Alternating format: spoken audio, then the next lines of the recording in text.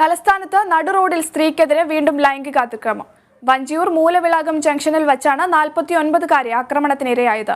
സംഭവം നടന്ന് നിമിഷങ്ങൾക്കകം വിവരം അറിയിച്ചിട്ടും പോലീസ് നടപടി സ്വീകരിച്ചില്ലെന്നും ആക്ഷേപമുണ്ട്. കഴിഞ്ഞ തിങ്കളാഴ്ചയായിരുന്നു സംഭവം. രാത്രി മരുന്ന് വാങ്ങുവാൻ പുറത്തു പോയപ്പോഴാണ് അതിക്രമമുണ്ടായത്.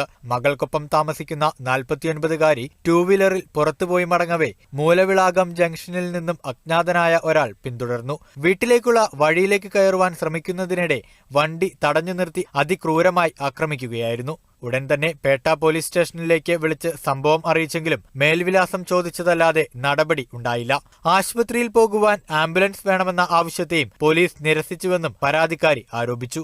തടഞ്ഞു നിർത്തിയിട്ട് എൻ്റെ പ്രൈവറ്റ് പാർട്ടിൽ കയറി കടന്നു പിടിക്കുകയും ഉടൻ തന്നെ ഞാൻ കൈ തട്ടി മാറ്റിയിട്ട് എന്തിനാ എൻ്റെ ദേഹത്ത് തൊട്ടേന്ന് പറഞ്ഞ് കൈ തട്ടി മാറ്റുകയും ചെയ്തു. ഇയാൾ എൻ്റെ മുടിക്ക് കുത്തിപ്പിടിച്ച് എന്നെ അവിടെ ഒരു കരിങ്കൽ ചുമരായിരുന്നു, കരിങ്കൽ ചുമരിലേക്ക് വലിച്ചഴിച്ച് കൊണ്ടുപോയി എൻ്റെ ഇടതുവശത്തെ കവിള്, കണ്ണ്, എൻ്റെ തല ഇത്രയും ഉരച്ച് കണ്ണ് കാണാൻ പറ്റാത്ത അവസ്ഥയിലാക്കി. അത്രയും ചെയ്ത് പോരാത്തതിന് വീണ്ടും തല പിടിച്ച് കറക്കി വലതുവശത്തെ തല കൊണ്ട് ഇടിക്കുകയും കൂടെ ചെയ്തു. പേട്ട സ്റ്റേഷൻ്റെ നമ്പർ എടുക്കുകയും ഉടൻ തന്നെ പേട്ട സ്റ്റേഷനിൽ അറിയിക്കുകയും ചെയ്തു.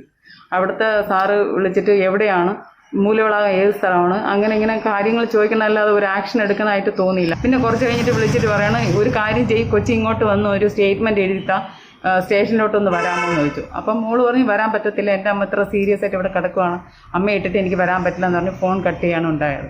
തുടർന്ന് കമ്മീഷണർക്ക് പരാതി നൽകിയതിനു ശേഷമാണ് പോലീസ് കേസെടുത്തത്.